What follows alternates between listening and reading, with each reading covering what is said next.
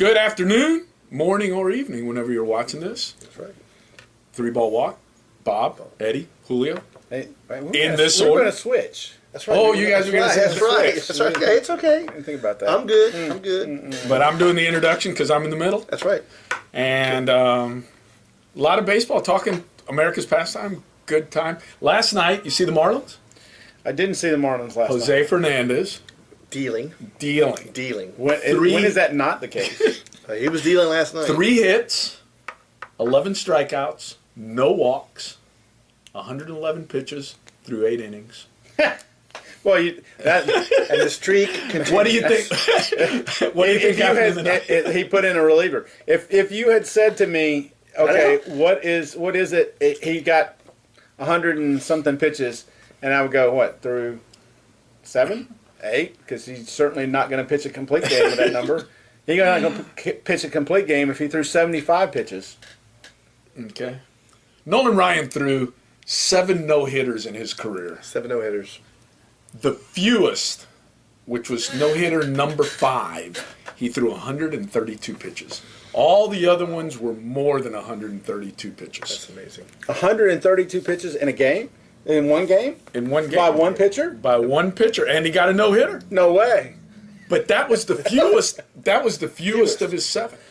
The fewest of his 7. Yeah, and Nolan Ryan is the guy that if you charge the mound, he grabs you by the head and whips you like a bull, right? There you go. So maybe there's something to that. Maybe that's what we're talking about today, by the way, in case you didn't figure that out. And today is our investigative report of why nobody goes the distance and why there's so many arms. and the scoop on arm injuries and everything like that. Nolan Ryan wasn't the only one throwing a lot of pitches back then or pitching a lot of innings. No, a lot of guys. I mean, up until 1980, I mean, you'd have regular guys throw 300 innings or more a season, and since 1980, nobody has thrown 300 innings. Nobody since 1980? Steve Carlton was the last guy to do it in 1980, and Jim Palmer for the American League in 1977. And 200 in 1974, the most ever. 64 guys threw 200 innings in 1974. Last year, 14 did. Between 1980 and 1956, baseball averaged 300 innings per season. Wow. From 57 to 61, there was no 300 inning pitchers for that period, and then from 62 to 79, it was more of an upturn. Then you saw more guys doing it, but since then, nobody has thrown 300 innings. No single pitcher since 1980 has thrown 300 innings in a season. So how many average starts does a starting pitcher get? That's the other part, too. Well, back in the day, like I know 1957, let's say Warren Spahn, I think he started 35 games that year, and he completed 18 of them. Well, so he led the league. He's 35, and how many innings did he pitch? He threw 271 innings. So he averaged almost 7 innings per outing. Mm-hmm. And that was average. And the interesting thing on that is not only the innings pitched, but you bring up a tremendous point, is the number of teams now that have 5-man rotations. Right. And I'll be honest, it's 30. Okay. Yep. And where before it was a 4-man rotation. Right. Okay. And now if you don't have off days in there, they'll even throw in a 6th starter. Mm-hmm. Because usually you're throwing once a week. I mean, and I know in the case of most guys, you throw Wednesday, next week you're throwing Tuesday, the week after that you're throwing Monday, and you're throwing every 6 days. And that's just the way. In '65, when Koufax won the Cy Young Award, he went 26-8, he 382 strikeouts, and he threw 335.2 innings. 2014, when Clayton Kershaw won the Cy Young Award, he went 21-3 with a 1.77 ERA, but he only threw 198 innings. Less than 200 innings. Less than 200 innings. And he was 21 and what? He was 21-3. He had 239 239 strikeouts. Led the league with 6 complete games. How many no decisions did he I didn't check that stat up. Sorry, guys. Let us know. But I'm just trying to think. Okay, so if we went back and But 6 complete games led the league. 6.5 innings roughly per start. Mm-hmm. Is that equal today? Are pitchers today here's the biggest thing, and I'll tell you, averaging the same start in the major leagues. In youth baseball, and I'm seeing, and just following a lot of it. I saw it on the Little League World Series, and they've done it now for the past 2 years, is everything used to be by innings. Okay, I know my son, and you've watched him pitch Sure. and everything like that. He's a pitch to contact, let the ball move, ground ball to short, little pop up to the second baseman, ground ball to second. You threw 9 pitches and you're in the dugout. Other guys are like strike one, ball one, and all of a sudden you see a guy throw, Nolan Ryan in 19. And here's the interesting thing with pitch counts. Pitch counts have only been kept officially since 1988. Okay. So anything before that, an estimate. I mean, no hitter number 3 for Nolan Ryan actually printed some out and says Ryan threw somewhere in the neighborhood of 156 pitches. So you're basically throwing around 156 pitches. Strikeout number 3. Ryan threw 26 complete games that inning, 332 innings for the year.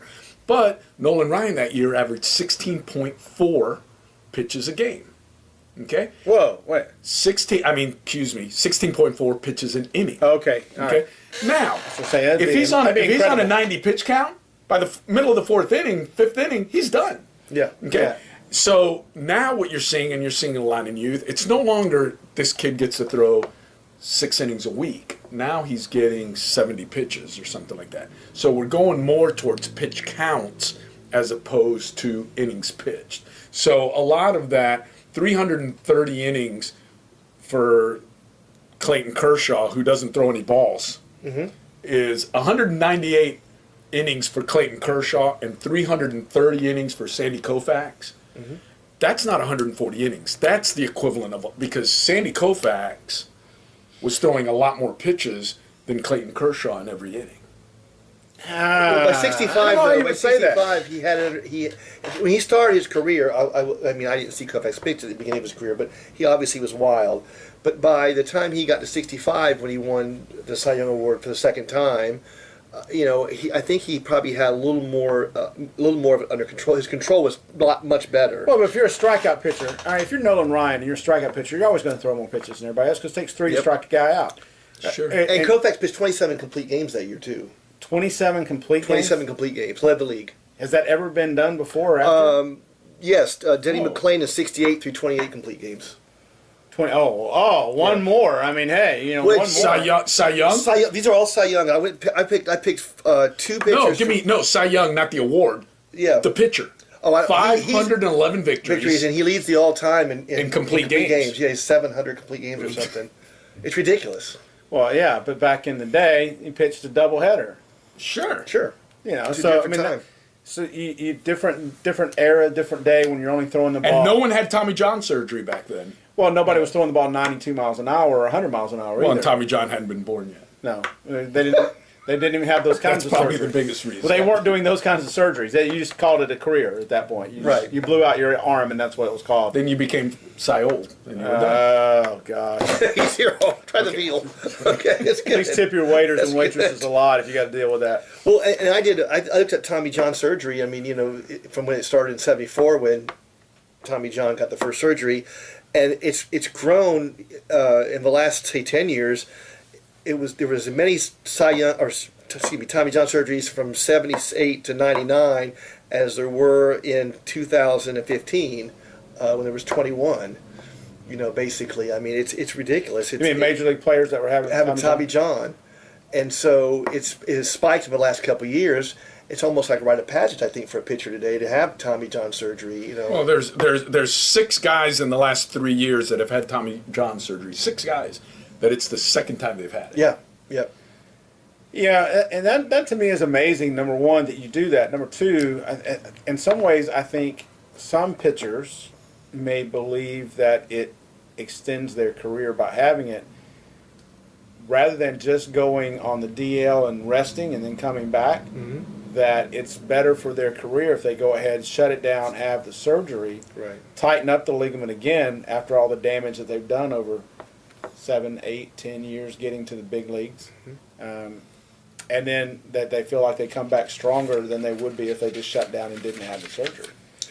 And that's a good point you made too about do they know what it was before Tommy John? No, they didn't. Yeah. I can tell you they didn't. They just thought you just said you blew out your elbow. Yeah. And that was it. You were done, and there was no way to fix it. You just rested and hoped you could move it the right way The rest of your life. the rest of your life, and didn't walk around with it stuck in one position. And the one thing I couldn't find any information on, which I talked to Julio before, was rotator cuff surgery on people. Because like Don Drysdale, that's how he ended his career. He had a dead arm because of his shoulder. Yeah. But the year before, when he had the 58 2/3 scoreless inning streak, and in '69 he gets hurt and he has to retire. I couldn't find any information on how those surgeries have come and gone. I'm sure that they've all increased. I think surgery in itself among baseball players, among all athletes, has dramatically helped and hurt careers. But my question is, how do you get a guy like Warren Spahn, who pitched until he was like 44 years Because old, he wasn't- effectively, and he didn't appear to have any surgery or long-term injuries, and you got a guy like... Because he wasn't throwing the ball 94, 95, 98 miles an hour. Those guys back in the day, and I can say this because I had a guy who coached me who played back in the Sure. day and who was professional manager back in the day. And those guys that were throwing, that you see throwing, the reason why guys would go up there without helmets is they're throwing the ball 60 miles an hour, and that's fast. But what about Feller or Robin Roberts? I mean, How about I'm not let's arguing go with- recent times. Okay. You saw that documentary Fastball. Yeah, it which was awesome. outstanding. And they did the different things, and Aroldis Chapman is throwing 1-0 whatever and whatnot, but where they're clocking it right out of his hand, and then they did, and basically in the test they did from at the time where the velocity was being measured and how far the ball had traveled. Do you remember who wound up throwing? I don't remember. Nolan Ryan. Nolan Ryan, yep. Okay, Nolan Ryan, historically, based on their scientific, is the hardest thrower of all time. Okay? He wasn't throwing 94, 95. He was throwing 101, 102, 103. And he pitched for- Yeah, threw, well, okay? they're always going to be outliers. And he, if you want to call him an outlier, but he is the one that, and you ask about throwing too much or throwing so many years, and you said, now you go to someone, oh, well, let's give him Tommy John and everything like that. I was reading in 1988, okay, Nolan Ryan had thrown 300 innings the last few years and everything, early September, and he had a little twinge in his elbow, okay? And he went, at the time, now the doctor, the guy everyone sees, you're a Birmingham guy, Oh, Andrews, yeah, James Andrews in Birmingham. which, by the way, is not on the show today. Sorry, we couldn't get it. We tried to get him in as a guest, had trouble booking a hotel. He did not show up. For him. That might be that him. might be him. calling I'll in. give it. Go ahead. We got him, Go ahead. we got him on the line. But before there was James Andrews, Frank Jobe. there was Frank Jobe. So Nolan flew out to L.A., had Frank Jobe look at him, and basically he looked at it, and he was experiencing pain in the elbow, and what he advised him to do is shut it down for the last month and a half of the season. So Nolan shut it down. In December, there was still a little pain in the elbow and everything, but by the time he got to spring training, the small tear that he had in his elbow had scarred over, and Jobe looked at him and said, it's probably stronger than it was before. That year, he wound up throwing over 300 innings, struck out 301 batters, and wound up winning the Cy Young. And today, September, Tommy John, the whole next year he doesn't pitch, and then he comes back. And that's a big difference. That's a huge difference the way these guys, and Nolan Ryan is like, I mean, you look at some of the guys, Strasburg, Matt Harvey last year, Adam Wainwright and everything like that. Jose Fernandez. They asked Nolan Ryan what he thinks, of the way these guys are being treated. And if you guys can look at that picture there, okay, see, okay. He goes, they're just babying arms. He goes, and the problem is if you don't throw, Right. you don't develop the strength. And we're not talking about as a kid overthrowing a kid, because it's been said you can't get your 12-year-old pitcher into the Hall of Fame, but you can keep him out of the Hall of Fame at the age of 12. Okay? Well, we'll have to talk about that a little bit going down the road. We're going to go down into youth in the second half and everything like that. But right now, what I want to, when we come back after the break, we'll talk about that. How are pitchers being used, and are they being babied, and what do you need to do? Because obviously what's happening now is they're not, and a lot of people will tell you, Nolan Ryan will tell you, Tommy John himself will tell you, they are not throwing enough. And because of that, injuries happen. Well, we'll see. We'll be back right after this break. Come back, see the second half, see how you finish this up, and see where we are. See you soon.